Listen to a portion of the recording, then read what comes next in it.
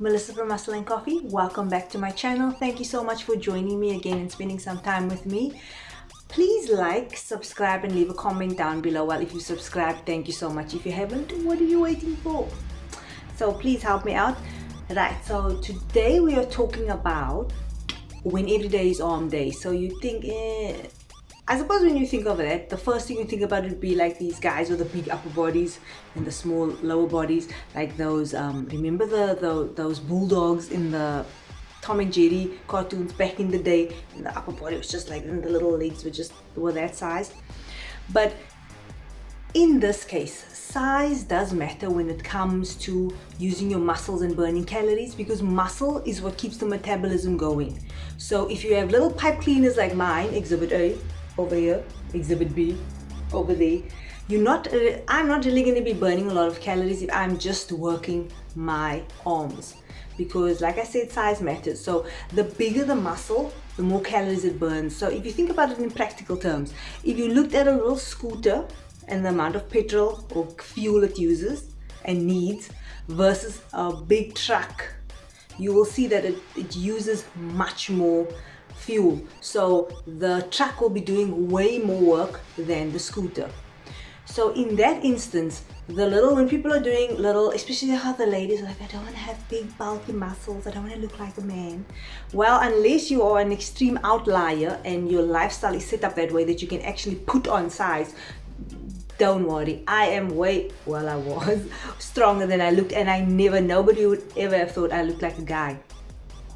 So you need to be doing your bigger muscles only, because if you're just going to be doing these little exercises, these muscles are extremely small.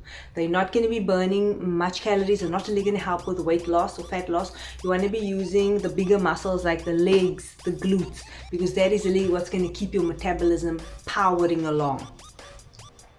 So, to recap, if you are trying to maintain your weight, you need to be watching your calorie intake. You cannot be eating excessive amounts of food and having very little activity, especially when you are injured, because when you are injured, your level of activity drops. And now if you are injured, you are limited, so you can't even do as much walking or running or whichever kind of, even if your job is a physical job, you may not even be able to do your job, so then your calorie level will drop even further. So if you have a leg injury or a back injury and you aren't as mobile as you used to be, number one is you need to look at the amount of calories that you are consuming, unfortunately. Because like I said, these little babies, if I was working out for maybe an hour, I'd probably burn about the same amount of calories in like a little Oreo cookie.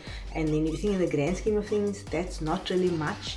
But realistically, it is what it is. You can't out-train a bad diet. And unless even if you have huge muscles, upper body muscles, every day cannot just be arm day, because the muscles in your arms, they are not big enough to take up enough calories to actually create a calorie deficit if you are not watching the amount of calories that you eat. So I'm sorry if it's another little truth bomb, but you can't just be doing like isolation exercises or working only small muscle groups and hoping that you are going to lose weight. You actually need to be doing more compound movements, or movements that are involving more than one muscle group. So if you are doing something for example, like the cardiovascular type activities, like walking or jogging, that involves not only your legs, because you are using your arms, also you are using the muscles in your torso to keep your body upright. You're using postural muscles as well. So yes, calories in and out are important.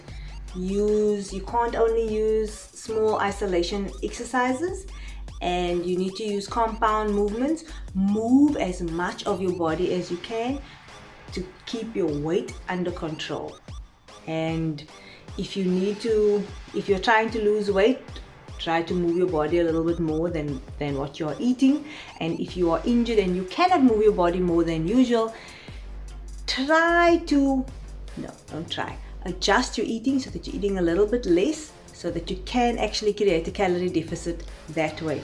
It won't be easy, but it is possible to do it. So start today, see the progress and the changes happening tomorrow. So until the next video, bye.